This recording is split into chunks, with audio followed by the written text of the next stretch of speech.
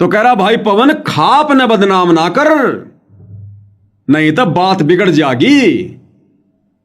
जगत वालों का, नशेड़ियों का पक्ष लेकर और अपने भगत भाई को धमकी दे रहा है। इसलिए गुरुजी ने कहा था उस सत्संग में कि रे तुम्हारे जो कर्म है वो जगत वालों से भी गए गुजरे हैं, जगत वालों से भी गए गुजरे। तुम्हें जरा सा सुख होता है और तुम पक्के एजेंट काल के बन जाते हो। ये कर्म बतेरे फोड़ लिए, अब सुधर जाओ। इसलिए सतगुरु बार बार हिसार जेल से विशेष संदेश में इन लोगों की गंदी मानसिकता को देखकर यह प्रवचन करता है। विचार करना होगा कि हम कौन है, कहां से आए। आपस में खेचातानी रखते हो अभी भी भगत हो गए। अच्छे इंसान तो जगत वाले भी ना करते ऐसा जैसे भगत कर रही है। अच्छे इंसान तो जगत वाले भी ना करते ऐसा जैसे भगत कर रही है। अच्छे इंसान तो जगत वाले भी ना करते ऐसा जैसे भगत कर रही है। किसी को छोटी सी सेवा दे देते, कोऑर्डिनेटर बना दिया, उन्होंने सोचा मैं खुदा बन गया। और इतना शिक्षा तो पड़े। मजदूर बनो सीखो, मजदूर। और कई देखा है कि कोऑर्डिनेटर या जिसकी जो भी व्यवस्था लगाई जाती है, व्यवहार भी ठीक नहीं करते, धमकान लग जाते, फुरकान लग जाते। और कुछ ऐसी भी शिकायतें आई हैं जो बहन बेटियों के साथ गलत मैसेज भी डालते हैं। तो वो दुष्ट लोग ना तो कोऑर्डिनेटर के योग्य है, ना वो भगत के योग्य। और कुछ ऐसी भी शिकायतें आई हैं जो बहन बेटियों के साथ गलत मैसेज भी डालते हैं। तो वो दुष्ट लोग ना तो कोऑर्डिनेटर के योग्य है, ना वो भगत के योग्य। और कुछ ऐसी भी शिकायतें आई हैं जो बहन बेटियों के साथ गलत मैसेज भी डालते हैं। तो वो दुष्ट लोग ना तो कोऑर्डिनेटर के योग्य है, ना वो भगत के योग्य। तो ऐसा तो संगत माई कुसंगत उपजेगी, और ऐसी कुसंगत होगी फिर हम रखेंगे नहीं उसको खेत में। किसान उस कुबाड़ को पाड़ कर खेत तो बाहर फेंक देता है, तो उसको आप मिशन से निकाल दिया जाया करेगा। सुधर जाओ, एक के नहीं सुनी जाया करती। थी सामूहिक शिक्षा दी जाती है, अमल कर लो इन पे। कर्म बतेरे फोड़ लिए, इस ज्ञान का असर क्या हुआ? थोड़ा सा सुख होते हो फिर पक्के एजेंट काल के बन जाते हैं। बकवाद वही करनी, भगवान से दूर हो जाना। थोड़ा सा सुख होते हो फिर पक्के एजेंट काल के बन जाते हैं। बकवाद वही करनी, भगवान से दूर हो जाना। थोड़ा सा सुख होते हो फिर पक्के एजेंट काल के बन जाते हैं। बकवाद वही करनी, भगवान से दूर हो जाना। क्या कह रहा है भाई और बहनों? ये भगत के लक्षण है क्या जो बोल रहा है? ये भगत के शब्द हो सकते हैं क्या जो 25 साल से भक्ति कर रहा है, जिसको सार नाम मिल गया, सार शब्द मिल गया? अब सोचो इनकी कुसंगति करके बाकी संगत को क्या मिलेगा? सीधी सीधी धमकी दे रहा है कि भाई पवन खाप न बदनाम ना कर, नहीं तो बात बिगड़ जाएगी। सुनिए इनके बोल वचन। और जब भाई पवन तेरा जी कर रहा है ना ज्ञान चर्चा ने, तो नू खाप में बदनाम ना कर, बात बिगड़ जाएगी। और जब भाई पवन तेरा जी कर रहा है ना ज्ञान चर्चा ने, तो खाप न बदनाम ना कर, नहीं तो बात बिगड़ जाएगी। अरे भाई ज्ञान चर्चा तो हो रही है, दुनिया देख रही है, आने वाले समय में देखेगी। ये ज्ञान चर्चाएं तो चल रही है, और कौन सी ज्ञान चर्चा करेगा? यही तो है ज्ञान चर्चा। उधर से तेरे विचार, इधर से मुझ पवन दास के विचार, और ज्ञान चर्चा क्या होती है? तो मेरे भाई ज्ञान चर्चा चल रही है, थोड़ा ठंडा करके खा। ज्ञान चर्चा का भूत सवार हो रहा है। देखो रिएक्शन देखो भाई और बहनों, चेहरा देखो, आंखें कैसे लाल हो रही है। आंखें देखो, अगर इस समय पवन दास इसके सामने हो, ये तो मुचकंद की तरह अपनी आंखों से भस्म कर दे मुझे। भाई साहब माफ करना। देख लो हमारे बड़े भाई का चेहरा देखो, इसका आंखें देखो, इसकी बाहर निकलने को हो रही हैं। सोचो भाई और बहनों, अगर सतगुरु ने इन लोगों को असली सार शब्द दे दिया होता, क्योंकि अभी तक तो नकली सार शब्द का झुंझुना हिला रहे हैं। अगर इन लोगों को असली सार नाम दे दिया होता, आज ही अपनी जुबान सिद्धि से भक्तों को वशम कर देते। वशम कितनों का ये अहित कर देते, घर उजाड़ देते लोगों के। ये बद्दुआ दे दे के, शराब दे दे के, ये बद्दुआई तो दे रहा है, ये शराब तो दे रहा है, और क्या दे रहा है कि बात बिगड़ जाएगी। अरे इब्राहिम सुल्तान को जब परमात्मा ने सार नाम देना था, सार नाम से पहले परमात्मा ने उसकी परीक्षा ली। उसको कहा कि बेटा फला फला समय में तेरे को सार नाम दूंगा, उस दिन आ जाना। उस दिन वो आ रहा था और रास्ते में परमात्मा ने ऐसी दया करी, एक बहन को मालिक ने प्रेरणा कर दी। उस बहन ने ऊपर से वो कचरा पट्टी वगैरह, गंदा पानी वगैरह नीचे डाला, तो नीचे देखा तो एक व्यक्ति के ऊपर गिर गया। वो अब्राहिम सुल्तान था, सारनाम लेने जा रहा था। अब्राहिम ने देखा ऊपर से मेरे ऊपर गंदगी डाल दी, गंदे कर दिए मेरे कपड़े। अब्राहिम सुल्तान ने इसी की तरह लाल आंख करके देखा उसकी तरफ और कहा तेरे को दिखाई नहीं देता नीचे से आदमी जा रहा है? जय मैं आज राजा होता, यानी वो ये कहना चाह रहा था कि यदि आज मैं राजा होता ना, तुझे वो सजा देता, दुनिया देखती। और लाल आंख कर ली और आगे बढ़ गया। फिर वो नहाने धोने चला गया, कपड़े कुपड़े साफ किए, टाइम लग गया आश्रम में आने में। तब तक वो बहन आश्रम में चली गई और गुरुजी ने सारनाम के लिए लोगों को बैठा रखा था, वो भी बैठा हुआ था। उस बहन ने देखा ये तो वही भगत है, तो उस बहन ने गुरुजी से जाकर कहा कि गुरुजी ये भगत कभी राजा था क्या? तो परमात्मा ने कहा कि बेटी ऐसी क्या बात है, राजा था, बहुत बड़ा राजा था बेटी, इसने बहुत बड़ा त्याग किया है। लेकिन तू क्यों पूछ रही है, तेरे को क्या पता? अब लीला तो सारी भगवान की थी। तो उस बहन ने कहा जी ऐसे ऐसे ये नीचे आ रहा था मकान के, मैंने ऊपर से जी नीचे देखा नहीं, मैंने वो कचरा डाल दिया। तो इसने कहा कि जब मैं राजा होता आज तेरा वो हाल करता, तेरे को दिखाई नहीं देता। तो गुरुदेव ने कहा कि वाह वाह बेटी, वाह वाह, बहुत अच्छा कर दिया तूने, बहुत अच्छा कर दिया बेटी। अब वो बहन तो चली गई। अब अब्राहिम का नंबर आया सार नाम का। अब बाहर तो आंखें लाल कर रहा था विकास सिंह पुरिया की तरह, और गुरुजी के आगे जाके हे गुरुदेव आपका दास योग्य हो गया हो तो सार नाम की दया कर दो गुरुदेव। वहां बिल्कुल भिग्गी बिल्ली बन गया, आधीन दास, दिखावटी दास। तो सतगुरु ने कहा कि बेटा अभी तू राजा है। बोला नहीं नहीं नहीं गुरुजी, मैंने राज तो त्याग दिया। अब भाई और बहनों, भक्ति मार्ग में ये उल्टा जवाब देना भी भगत की बहुत बड़ी कमजोरी होती है। जब सतगुरु ने एक बार कह दिया बेटा अभी तू राजा है, तो भगत ने मुंह के ताला लगा लेना चाहिए। सतगुरु को उल्टा जवाब नहीं दिया जाता। गुरु के सन्मुख वचन न कहिए, सो शिष्य रहनी गहनी सुख लइए। अगर सतगुरु ने कह दिया कि बेटा तू राजा है, उसी समय हाथ जोड़ लेने चाहिए। जी गुरुदेव, कोशिश करूंगा मालिक दास बनने की, आप अपना आशीर्वाद दीजिए दाता, आप दया करना मालिक। और फिर विचार करना चाहिए कि सतगुरु कहां बोल रहा है, क्या बोल रहा है, मेरे से क्या गलती बनी है। तो अब्राहिम ने कहा कि नहीं नहीं जी, राज तो मैंने त्याग दिया। गुरुजी ने कहा कि बेटा तूने राज त्याग दिया, लेकिन राजपना नहीं गया, वो अहंकार नहीं गया तेरा। अभी जब तू नीचे आ रहा था, इस बेटी ने तेरे ऊपर वो कचरा डाला गलती से, तू क्या बोला, जय मैं राजा होता, फिर नीचे गर्दन कर ली। तो भाई और बहनों, अब्राहिम सुल्तान को तो जरा से गुस्से की वजह से भगवान ने सारनाम भी नहीं दिया, और ये कह रहे हैं हम सारनाम प्राप्त हैं। और आंखें देखो अब्राहिम सुल्तान से भी बड़ी बड़ी निकलने को हो रही है बाहर। मुचकंद को भी फैल कर रहा है इसका रुतबा। बॉलीवुड की फिल्मों में अगर कोई गुंडे का रोल मिल जाता तो भाई साहब सुपरहिट हो जाता। विले बेचारा हीरो तो वैसे इसका चेहरा देख के डर के मारे मर जाता, फिल्म छोड़ के भाग जाता। तो सोचिए इनको कहां ओरिजिनल सारनाम दिया सतगुरु ने। अरे दासा तन नेड़े नहीं नाम धरावे दास, पानी के पिए बिना भाई कैसे बुझेगी प्यास। ये तो रिहर्सल चल रही है 2014 के बाद कि कौन कौन आत्माएं सार नाम के योग्य हैं। सतगुरु यही तो देख रहा है। पिछले 10 साल से हिसार जेल में बैठकर सतगुरु कोई बेचारा थोड़ी है, कोई निर्धन, कोई गरीब थोड़ी है, कोई असहाय थोड़ी है जो सरकार ने उनको जेल में डाल रखा, बाहर नहीं निकल रहे। वो तो मनमर्जी का राजा है।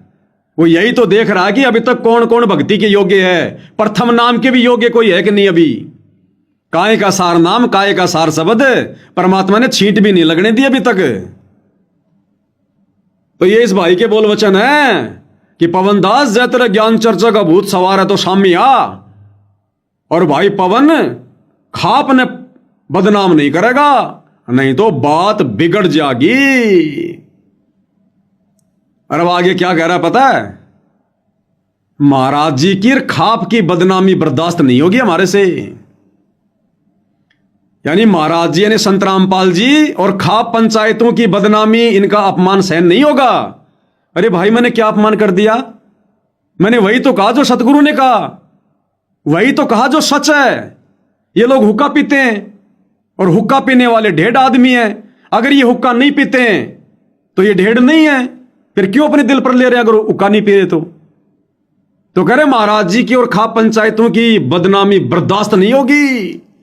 यानी तेरे को काट देंगे, ठोक देंगे, तेरे को जला देंगे, भस्म कर देंगे, बर्दाश्त नहीं होगी हमारे से।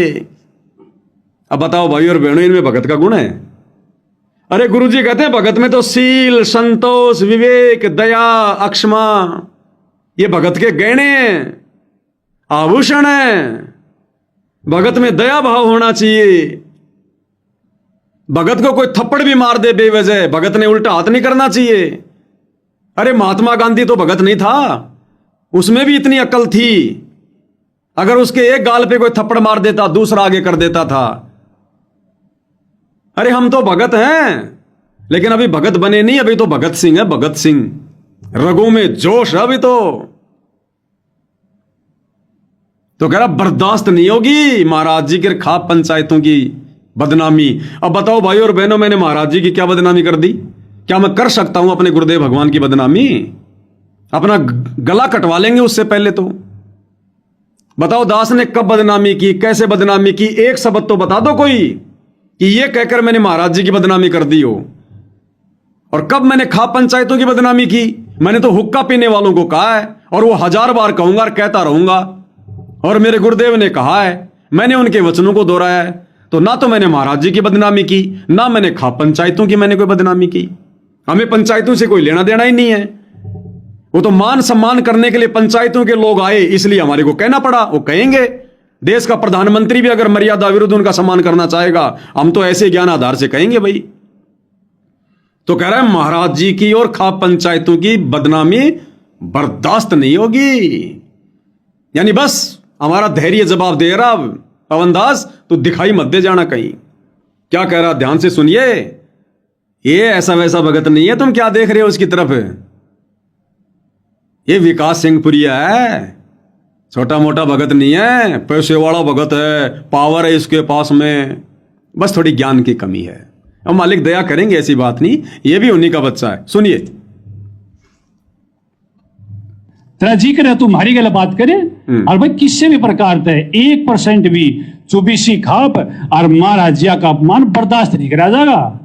भाई हम इतनी आवारती बर्दाश्त कर सका जब की बात हमारे ऊपर है, और जब हमारी खाप पर हमारे भाईचारे बात आओगी तो भाई रंग बदल जाएगा और दिक्कत हो जाएगी। पवन तेरे को समस्या है, तुम्हारा फोन नंबर ले, तुम्हारे दोरा तुम्हारे तब बैठ कर बात करे। खांसी चल गई बकसी भाई। कह रहा पवनदास, हम तब तक ही शांत हैं जब तक हमारे ऊपर बात है। अगर हमारी खाप पंचायत में बात आ गई, हमारा रंग बदल जाएगा।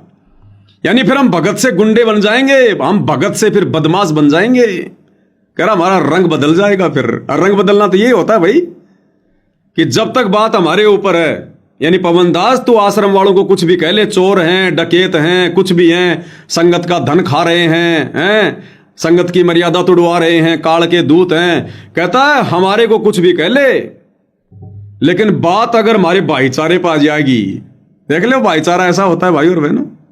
देखा, भक्तों से भाईचारा नहीं है इनका, भक्तों से दुश्मनी और जगत वालों से नशेड़ियों से भाईचारा। साधु सेती मस्करी और चोरों नाल खुशहाल, मल अखाड़ा जीतेंगे युगन युगन के माल। ये परमेश्वर की वाणियां भाई और बहनों, अमर वाणियां हैं। आज देखो चरितार्थ हो रही हैं, सत्य साबित हो रही हैं। नशेड़ियों के साथ में तो भाईचारा, उनकी तो बदनामी भी बर्दाश्त नहीं हो सकती, नहीं तो रंग बदल जाएगा भक्तों का। रंग बदलना मतलब भगत से भगत सिंह बन जाएंगे फिर हम। अगर अब बात हमारे भाईचारे पे है, अब भाई और बहनों मैं क्या कहूं, इससे ज्यादा शब्द नहीं है मेरे पास में। अब समझदार को संकेत ही ज्यादा है। मैं अंत में इतना कह सकता हूं कि इस कैटेगरी के व्यक्ति और सारे के सारे ऐसी कैटेगरी के हैं इस कैटेगरी के व्यक्ति अभी तो प्रथम नाम के भी अधिकारी नहीं है ढंग से, प्रथम नाम के भी। अगर इस व्यवहार में ये लोग प्रथम नाम का जाप करते हैं तो ये प्रथम नाम की बेइज्जती कर रहे हैं, बेइज्जती। उसका कोई प्रतिफल इनको नहीं मिलेगा। और ये ले लेके बैठे हैं फर्जी सार नाम, सार शब्द, आश्रम के प्रतिनिधि बने बैठे हैं। ये क्या शिक्षा देंगे दुनिया को? क्या महाराज जी की तरफ से ये लोग ये प्रतिनिधित्व करेंगे? ये इनके आचार विचार व्यवहार, इनका रंग ढंग आप लोगों के सामने गुरुदेव भगवान के आशीर्वाद से पेश किए जा रहे हैं, क्योंकि ये सत भक्ति मार्ग है भाई और बहनों। ये कलयुग की बिचली पीढ़ी है, परमात्मा कोई कमी नहीं छोड़ेगा।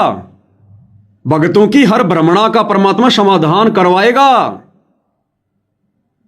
अगर मोक्ष प्राप्त करना है, काल लोक से छुटकारा पाना है, तो भगत ने भक्तों को देखकर नहीं चलना।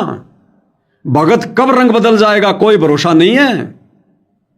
और ये तो वैसे रंग बदलने की बात कह रहा है बार बार, गिरगिट की तरह।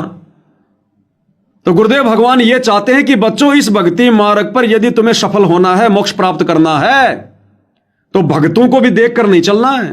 केवल अपने गुरुदेव के सत्संगों को, उनके प्रवचनों को, उनके ज्ञान को आधार बना के चलना है। अगर ब्लाइंड फेथ करना, अंधविश्वास करना, तो केवल अपने गुरु पर, उनके वचनों पर। भगत की बातों को पहले सुनो, समझो, विचार करो, उसके बाद में अमल करो। और नादान संगत जो सतलोक आश्रम में जाती है, ऐसे व्यक्तियों को परम भगत मान के, इनकी पूंछ पकड़ के सतलोक जाने की सोच रही है। तो क्या प्रवचन दे रहा है कि भाई पवन रंग बदल जाएगा अगर हमारे खाप के ऊपर तूने उंगली उठाई तो, हमारे भाईचारे के ऊपर तूने उंगली उठाई तो।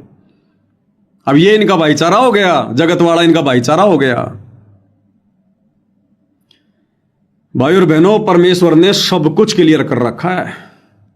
कुलकर्णी के कारण हंसा गया भिगोए, अरे फिर यो कुल के कर लेगा जो तू चार पाए का होए। ये हुक्का पाड़ तो जानवर बनेंगे 84 में जाएंगे परमात्मा के विधान अनुसार। और इनके साथ में झूठा भाईचारा निभा के तुम लोग भी 84 में जाओगे, गधे बन के घूमोगे। फिर यो भाईचारा, ये कुल, ये तेरा क्या ढाल अड़ाएगा फिर? अरे कौन से दिन सत्संगों को समझोगे फिर? सतगुरु की जुबान में छाले पड़ गए सत्संग करते करते। अब नालायकों की बुद्धि में एक बूंद भी नहीं समाई। ये दया करी भाई और बहनों, इनका ये इंटरव्यू हमारे हाल लग गया और आज इनके वचन हमारे को सुनने को मिल रहे हैं। हमें पता चल रहा है, दूर बैठे बहुत सारे नए भाई बहन जो अभी आश्रम में नए गए, ना जाने उनके मन में क्या क्या विचार आते हैं कि आश्रमों में तो पता नहीं कैसे कैसे भगत होंगे हैं। आश्रमों में तो पवन दास से भी पुराने पुराने भगत हैं, 20-20 साल वाले, 25-25 साल वाले। ना जाने उनके पास तो ज्ञान का भंडार होगा। ये है ज्ञान का भंडार, देख लो, ये बारूद का भंडार है, बारूद का भंडार। गुरुदेव ने कथा सुनाई ना सत्संग में, 4 साल वाला भगत और 40 साल वाला भगत है। वो हाल है भाई और बहनों, वो हाल है। खक भी नहीं है, खक भी। अरे इन लोगों से दुखी होकर तो सतगुरु बरवाला कांड के बाद जेल में जाके बैठा है, इन मूर्खों से दुखी होकर। और उससे भी बढ़कर मूर्खता ये वर्तमान में कर रहे हैं। इसलिए तो सतगुरु आ नहीं रहे कि क्या करूंगा भाई बाहर आके। बार बार सतगुरु जज को प्रेरणा करके अपनी जमानत कैंसिल करवा देते हैं कि जितनी मूर्खता में इनको छोड़ के आया था, इन्होंने तो उसकी भी हद पार कर दी, रिकॉर्ड बना लिया। क्या करूंगा इन मूर्खों में जाके, और नया कांड करवा के मेरे को फिर से जेल में भिजवाएंगे। तो कह रहा है बात हमारे भाईचारे में आ रही है। रंग बदल जाएगा भाई पवन दास, रंग बदल जाएगा। तने बात करनी है तो हमारा नंबर ले, मारसू बात कर। अरे भाई बात करने की जरूरत ही नहीं, भगवान ने तुम्हारे से वीडियो बनवा दिया, तुम्हारे विचार आ गए, अब ये बातें हो रही हैं, समझने वाले समझ जाएंगे। अब आगे भाई और बहनों कुछ ज्ञान आधार से चर्चा होंगी। ये भाई उल्टे सीधे उदाहरण पेश करना चाहता है इन खाप पंचायतों के बचाव में। और ये दामोदर सेठ का उदाहरण दे रहा, दामोदर सेठ का, कि भगवान ने दामोदर सेठ का जहाज डूबने से बचा लिया। दामोदर ने प्रार्थना की थी, फिर दामोदर ने जाकर, बाकी सेठों ने जाकर सतगुरु का धन्यवाद कर दिया। इसमें क्या हो गया? तू क्यों खाप पंचायत के लोगों के ऊपर उंगली उठाता है? भाई विकास सिंह पुरिया जी, उदाहरण दो तो सटीक दिया करो, समझ में आने वाले दिया करो। ये साध संगतियां हैं, सतगुरु के आशीर्वाद से यहां बाल की खाल निकाली जाती है। 100 सुनार की 1 लोहार की। तो भाई क्या कह रहा है, ध्यान से सुनिए इनके विचार। अर्ज खापती के मैं कह दिया, ये दामोदर का जहाज डूबा था, दामोदर ने प्रार्थना कर दी, अगर महाराज जी रक्षा कर दो। दामोदर के साथी भी उसका मैं थे, आज वो हम डूब रहे थे, हमने प्रार्थना कर दी, अगर जी हमारे खेत डूबे पड़े हैं, हम समस्या में, और महाराज जी दया कर दी, भाई दामोदर भी बच गया, साथी भी बच गए। और वह साथी जाकर भाई कबीर जी के उसमें आश्रम में जाकर उन्होंने धन्यवाद कर दिया। तो वो धन्यवाद करने में भाई की ना हो गया, अरे सत्संग सुन तो ढंग से सुने, और सत्संग के माध्यम तक खा पंचायत ने बदनाम करने की कोशिश ना करे। अरे सत्संग सुने तो पवन ढंग से सुने। अब ये तो संगत निर्णय करेगी किसने ढंग से सुने। तो भाई क्या कर रहा है, दामोदर सेठ का उदाहरण दे रहा है अपने भाईचारे का बचाव करते हुए कि दामोदर सेठ का जहाज डूबा था और दामोदर ने जो है प्रार्थना कर दी, और दामोदर के साथ साथ बाकी जो लोग सवार थे जगत वाले, लाला जी, बणिए, व्यापारी, उनकी भी परमात्मा ने रक्षा कर दी, उनका भी हो गया बचाव। और सब ने जाकर परमात्मा जी का धन्यवाद कर दिया। तो इसमें क्या गलत कर दिया, वो डेड हो गए। वो भी तो जगत वाले थे, तो क्या डेड हो गए वो? विकास सिंह पुरिया जी, ये परमेश्वर जी का तत्व ज्ञान है, और मात्र तत्व ज्ञान से बात नहीं बनेगी।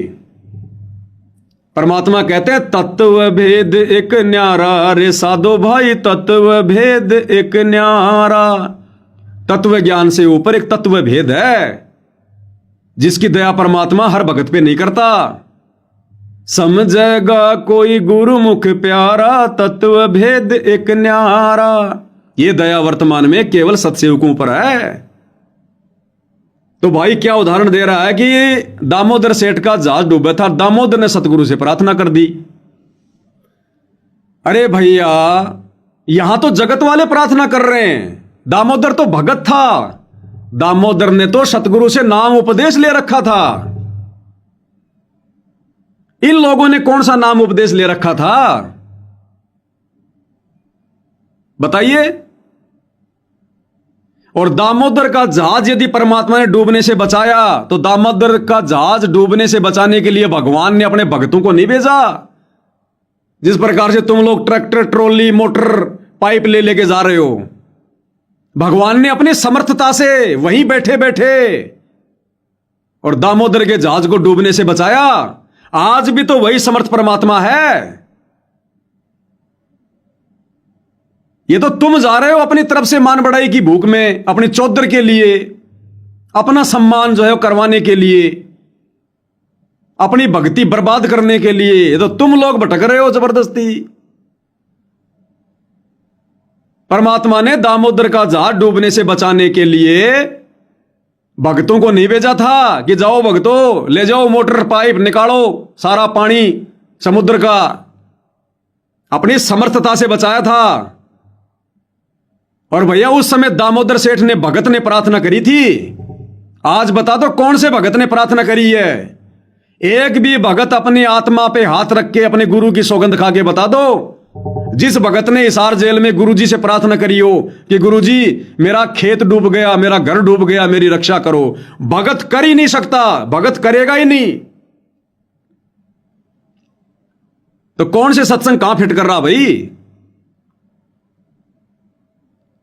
और दूसरी बात, दामोदर भगत के साथ साथ परमात्मा ने उन सेठों की रक्षा की। क्यों की? और दामोदर भगत की रक्षा भी परमात्मा ने केवल इसलिए की क्योंकि दामोदर जो भगत था वो पतिव्रता पद पे था। तुम्हारी तरह 5-5 फोटोओं की पूजा नहीं करता था। वो केवल अपने सतगुरु का चित्र रखता था, बाकी सभी देवी देवताओं की फोटो उसने जल परवाह कर दी थी।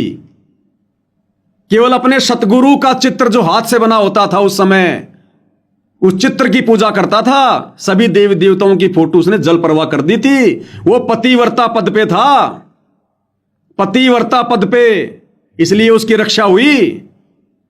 और रक्षा हो गई तो कौन सा आज वो पार हो गया? यही धक्के खा रहा है। और दूसरी बात रही दामोदर के साथियों की रक्षा करने की, तो दामोदर के साथियों में और वर्तमान में इन हरियाणा के गांव वालों में, अनुपदेशियों में रात दिन का अंतर है। दामोदर के साथियों ने अंत में थक हार कर अपने सभी देवी देवताओं से अरदास कर ली थी, अपने जितने भी महापुरुष थे उनसे अरदास कर ली थी। किसी ने कोई इशारा नहीं दिया। अंत में सारे के सारे इकट्ठे होकर दामोदर के पास गए और कहा, भाई दामोदर, अब भाई तेरे हाथ में है बात। कहते हैं सतगुरु का भगत बड़ा तगड़ा होता है।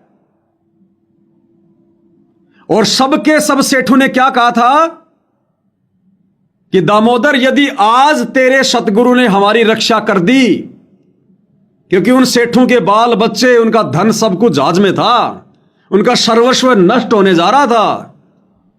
उन सभी सेठों ने संकल्प लिया था, पहले संकल्प सत्संग ध्यान से सुनाकर विकास भाई, उन सभी सेठों ने संकल्प लिया था पहले कि दामोदर, यदि आज जहाज डूबने से बच गया, हम सपरिवार घर बाद में जाएंगे, पहले तेरे सतगुरु से उपदेश लेंगे। और जैसे उनका जहाज बचा, परमात्मा ने दया करी, वो जितने भी सेठ लोग थे सपरिवार अपने घर पर बाद में गए। पहले परमात्मा जहां सत्संग कर रहे थे उनकी जय जयकार करते हुए उनसे उपदेश लिया। अरे इनका खेतों का पानी निकले हुए तो 2-2 महीने हो गए, ये तो सूंघ भी नहीं रहे सतगुरु को। इन्होंने किसने नाम उपदेश ले लिया इनमें से? और किसने संकल्प लिया था कि हमारी बाढ़ का पानी बाबा रामपाल निकाल देगा तो हम जाके नाम दीक्षा ले लेंगे? कोई संकल्प लिया इन लोगों ने? अरे कौन सा सत्संग कहां फिट कर रहे हो विकास भाई? सत्संग की जड़ में जाओ मालिक के आशीर्वाद से। यह सत्संग कोई मनोरंजन के लिए नहीं सुना है गुरुदेव ने। इन सत्संगों पर चिंतन मनन मंथन करना पड़ेगा, तब इनका निष्कर्ष निकलेगा तत्व भेद। दामोदर ने प्रार्थना कर दी। दामोदर के साथ में दूसरे व्यापारियों को सतगुरु ने जो है वो बचा दिया। उन व्यापारियों ने पहले संकल्प किया था, प्रतिज्ञा की थी और घर बांधे गए, पहले नाम दीक्षा ली। बता दे इनमें से कौन से तेरे सरपंच ने, कौन से तेरे प्रधान ने सतगुरु से संकल्प लिया और अभी तक कौन से ने नाम दीक्षा ले ली? कौन से ने हुक्का पीना छोड़ दिया? बता दे। और उन्होंने जाकर धन्यवाद किया था। धन्यवाद में, सम्मान में रात दिन का अंतर होता है। धन्यवाद होता है उनके चरणों में पड़ जाना। और वो धन्यवाद करने डायरेक्ट सतगुरु के पास गए थे। इन हरियाणा खाप पंचायत वालों की तरह महम 24 के चबूतरे पर सतगुरु की फोटो का सम्मान नहीं किया उन्होंने। डायरेक्ट सतगुरु के पास गए थे। अगर इन लोगों को सम्मान करना था तो पहले संकल्प लेते, सारी बुराइयां छोड़ते, हुक्का पीना छोड़ते, ना मेरे को वीडियो बनाने की कोई जरूरत पड़ती, और जाकर हिसार जेल में सतगुरु से दीक्षा लेते। फिर हमें कोई ऑब्जेक्शन नहीं था। ये तो अभी तक हुक्का पी रहे हैं और तुम इनको कह रहे हो हमारा भाईचारा ये। ऐसे हुक्का पीने वाले व्यक्ति तो सतगुरु की फोटो को हाथ लगाने के अधिकारी नहीं है। पैर छूना तो बहुत दूर की बात है। सतगुरु ये ड्रामे नहीं करता, ना कभी उन्होंने ड्रामेबाजी कभी ये करवाई। तो दामोदर सेठ का उदाहरण दे रहा है भाई। कहीं की ईंट कहीं का रोड़ा, भानुमती ने कुणबा जोड़ा। भाई आप सतलोक आश्रमों में जो बेचारे ये बंगाल, बिहार, उड़ीसा, झारखंड के भगत आते हैं ना, तुम्हारे सामने हाथ जोड़ के बैठ जाते हैं, तुम अपना ये मनमाना ज्ञान उनके ऊपर थोप दिया करो। वो तुम्हारी हर बात को आंख बंद करके स्वीकार कर लेंगे। ये साध संगतियां हैं जिनके विषय में गुरुजी ने कहा कि ब्रह्मा विष्णु महेश भी आ जाएं तो मुंह की खा के जाएंगे। ये साध संगत वालों के लिए कहा परमात्मा ने।